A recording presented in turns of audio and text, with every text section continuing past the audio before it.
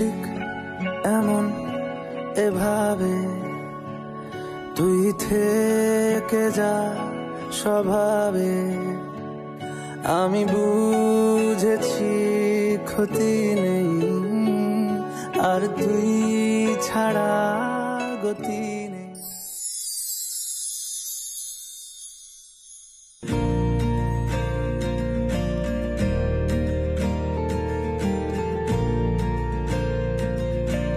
অত অত ধারে গিয়ে ঘুমানোর কি দরকার ছিল তোমার? মানে আরুকটলেই তো পড়ে যাচ্ছিলে। আমি দু একবার তোমায় ডেকেছি, তাতেও তোমার ঘুম ভাঙেনি। আমি সেই জন্যই তোমাকে সরাতে চেষ্টা করছিলাম আর কি। তার জন্য কি আপনি দুঃখিত? না না, দুঃখিত কেন হতে যাব? না না, আমার প্রশ্নের উত্তর আপনি যেভাবে দিলেন মনে হচ্ছে আমার কাছাকাছি আসার জন্য আপনি সাফাই গাইছেন। আপনি তো ভালো কাজই করেছেন, তার জন্য এত অস্বস্তি বোধ করার কি আছে বলুন তো? আমি তো আপনার স্ত্রী।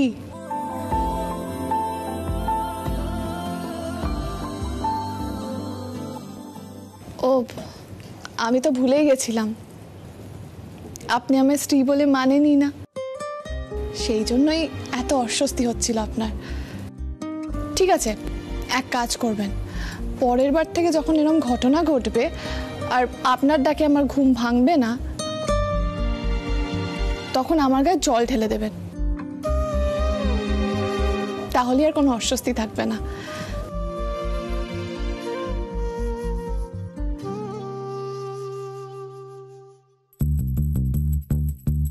এ বাবা, 6:30 বেজে গেছে, আমি এতক্ষণ পড়ে পড়ে ঘুমোলাম। তো বেলা অবধি আমি ঘুমোলাম, তারপর কিছুদিন পরে আমার ফিজিক্যাল এবিলিটির টেস্ট আছে, সেটার জন্য দম বাড়াতে হবে, নিজে দৌড়ানোর প্র্যাকটিস করতে হবে, একটানে কতটা দৌড়তে পারি। আসল দিনে যদি আমি না দৌড়তে পারি তাহলে তো আমার স্বপ্নই শেষ হয়ে যাবে। না না না, যত তাড়াতাড়ি সম্ভব সব করে বেরোতে হবে। আচ্ছা শুনুন না, আমাকে না বাইরে একটু দৌড়তে যেতে হবে।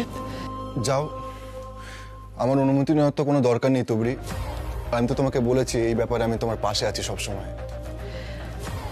আর একটা জিনিসে আমার পাশে থাকবেন, মানে আপনার ওয়াশরুমটা কি আমি আগে ইউজ করতে পারি? যাও। আচ্ছা, আমি দৌড়তে যাব, আপনি যাবেন আমার সঙ্গে? না তুবড়ি, তোমাকে তো রোজ যেতে হবে প্র্যাকটিসে, আর তুমি তো জানো সেটা আমার পক্ষে সম্ভব নয়। তুমি যাও। বেশ, আমি একাই যাচ্ছি।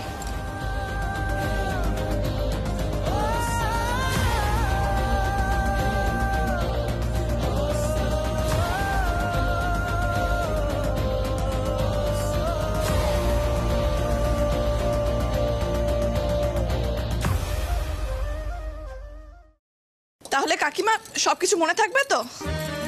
হ্যাঁ হ্যাঁ তুবড়ি, সব মনে থাকবে। আরে এই সমস্ত কাজ তো আমি রোজই করি, এগুলো আবার ভুলবো কেন? তুবড়ি, আরে সত্যি করে কথা বলো তো, এই বাড়িতে যেমন সবাই ভাবে আমি সব ভুলে যাই, তুমিও কি ভাবো যে আমি সব ভুলে যাই? না না এ বাবা, আমি কেন এসব ভাববো? সংসারে কত চাপ তোমার উপর বলো তো, আর যে যত কাজ করে সে তত ভোলে।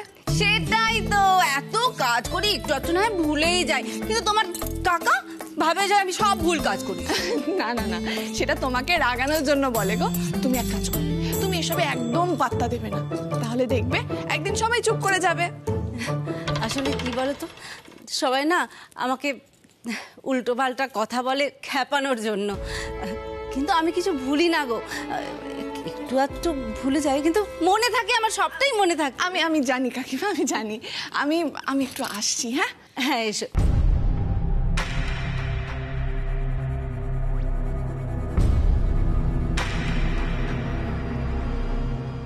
আজও বেরিয়ে যাচ্ছ? যাও, আজ আমি তোমাকে এমন ফলস পজিশনে ফেলবো তার থেকে উদ্ধার পাওয়া তোমার পক্ষে মুশকিল হবে তুবড়ি। দেখো এবার আমি কি করি।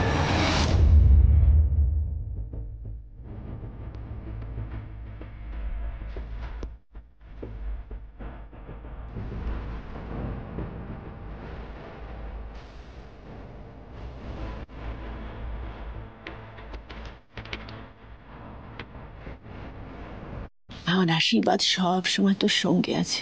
তোর সব আশা পূর্ণ হোক, সব স্বপ্ন সফল হোক, ঈশ্বরের কাছে আমি এই প্রার্থনা করি। সারা জীবন আমার মা অনেক কষ্ট করেছে, এই চাকরিটা পেলেই আমি মাকে একটু শান্তি দিতে পারবো। আর মায়ের সাথে কেউ কোনো অন্যায় করলে তাকেও শাস্তি দিতে পারবো।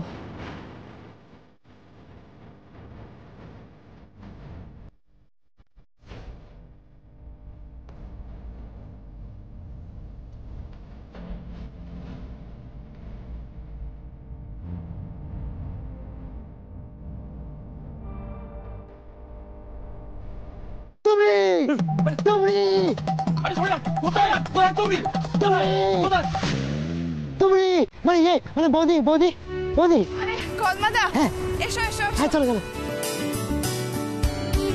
তুমি বৌদি, সব ঠিক আছে তো? হ্যাঁ হ্যাঁ, সব ঠিক আছে। আচ্ছা বৌদি, তুমি এভাবে দৌড়চ্ছ কেন? প্র্যাকটিস করছি তো আমি। প্র্যাকটিস দৌড়ের মানে বুঝলাম না। ও সরি সরি সরি সরি, মনে পড়েছে মনে পড়েছে। অর্জুন আমাকে বলছিল তুমি তো পুলিশের চাকরি করবে, তাই দৌড়াচ্ছ। খুব ভালো খুব ভালো। হ্যাঁ বলছি কলমাদা, তুমি সাইকেলের স্পিডটা বাড়াও তো দেখি। আরে আমি যদি স্পিড বাড়াই তুমি তো ছুটতে পারবে না, তোমার কষ্ট হবে। কে বলেছে? সব পারবো। আচ্ছা ঠিক আছে, চলো চলো। আচ্ছা বৌদি, তুমি শাড়ি পরে দৌড়াচ্ছ? আর তো কোনো উপায় নেই বলো। বাড়িতে কেউই এই ব্যাপারে কিছু জানে না। আমি লুকিয়ে লুকিয়ে প্র্যাকটিস করছি। আর বাড়িতে যদি কেউ আমায় ঢুকতে বা বেরোতে দেখে যে আমি পোশাক বদলেছি, তাহলেই সন্দেহ করবে। আর সেটা তুমি জানো, সেটা আমার জন্য ভালো হবে না গো। বুঝি গো বুঝি, সব বুঝি, কিন্তু বুঝে আমার কি লাভ? যার বোঝার কথা সেই তো বোঝে না। হ্যাঁ, উল্টে অর্জুন আমাকে রাগ দেখায়। না না, উনি আমাকে যতটা বুঝেছেন আমি তাতেই খুশি। ঠিক আছে। আচ্ছা বলছিলাম বৌদি, শাড়ি পরে দৌড়লে পারফরমেন্স তো খারাপ হবে। কে বলেছে এটা? পুরো দেশের মেয়েরা এই পোশাকে কত কিছু করছে, আর আমি পারবো না? দিব্যি পারবো। তাহলে কদমাদা, হ্যাঁ সাইকেলের স্পিডটা বাড়াও। একদম, চলো বৌদি।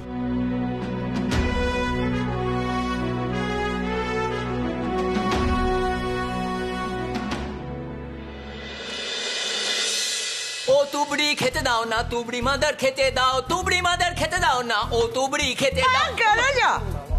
সকালবেলা কীর্তন ধরেছে। কীর্তন ধরবো না মা, পেটের মধ্যে ছুঁচো আর ইঁদুরের কীর্তন যে। তুবড়িকে বল খাবার দিতে, না হলে ছোট বৌমাকে ডাক। ছোট বৌমা তোমার চান করছে। কি দা দেখছি উঠাবি, লাভ নেই। তুমি তো সকাল থেকে বাড়িতে নেই, অনেক আগে বেরিয়ে গেছে ও। সকাল থেকে বাড়িতে নেই মানে কোথায় গেছে? কি করে জানবো কাকা বাবু? না বলে বেরোনোটা তুবড়ির অভ্যেস হয়ে গেছে আজকাল। আচ্ছা আচ্ছা ঠিক আছে, নো প্রবলেম। সবাই যাতে ঠিক টাইমে খেতে পারে তার জন্য আমি খাবার নিয়ে এসেছি। হ্যাঁ, এখন শুধু একটা সার্ভ করে দিলেই হবে। ও তুমি খাবার আনতে পারো কিন্তু দিতে পারো না। বেশ, আমরা নিজেরাই নিয়ে নেবো।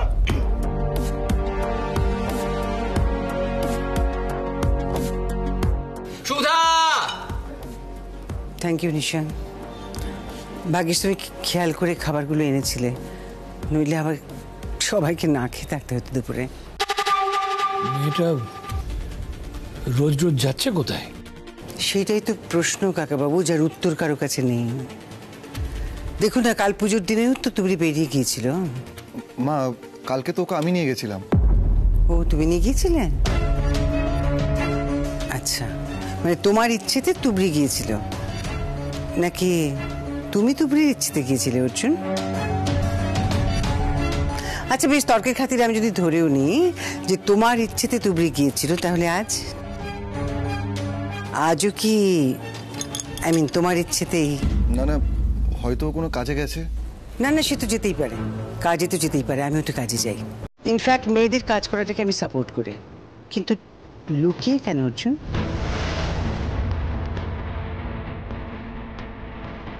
এই যে কাকাবাবু দুপুরবেলায় সমস্ত বাইরের খাবার খাবেন, ওনার তো অভ্যেস নেই। তাছাড়া দুপুরবেলায় বাঙালির মাছের ঝোল ভাত ছাড়া চলে নাকি কখনো? চলার তো কথাও নয় মা। ছোট দাদু, কালো জিরে ফোড়ন দিয়ে পার্শে মাছের ঝোল খাবেন নাকি? তুবড়ি, তুমি এখন কালো জিরে ফোড়ন দিয়ে মাছের ঝোল বানাবে? আর তারপর সবাই খাবে। কি বাবা, তোমরা সব খেতে বসে গেছো? খাবারগুলো তো এখন রান্নাঘর থেকে আনাই হয়নি, আমাকে একবার ডাকবে তো তোমরা। সুধা, রান্নাঘরের জিনিস বলতে আজ রান্না হয়েছে বুঝি? হ্যাঁ দিদি, আসলে আমি না বলতেই ভুলে গেছিলাম। তুবড়ি অনেক ভোরবেলা উঠে সব রান্না বান্না করে তারপর বেরিয়েছিল।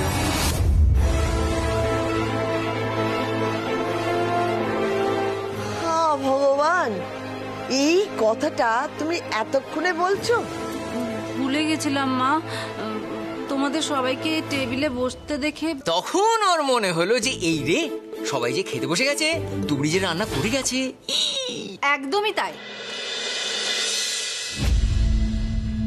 আমি একদম ভুলেই গেছিলাম যে খাবারগুলো আমি টেবিলে দিইনি। আমি এক্ষুনি নিয়ে আসছি। চলো কাকিমা, আমিও হাত লাগাচ্ছি। হ্যাঁ হ্যাঁ, এসো এসো তাড়াতাড়ি।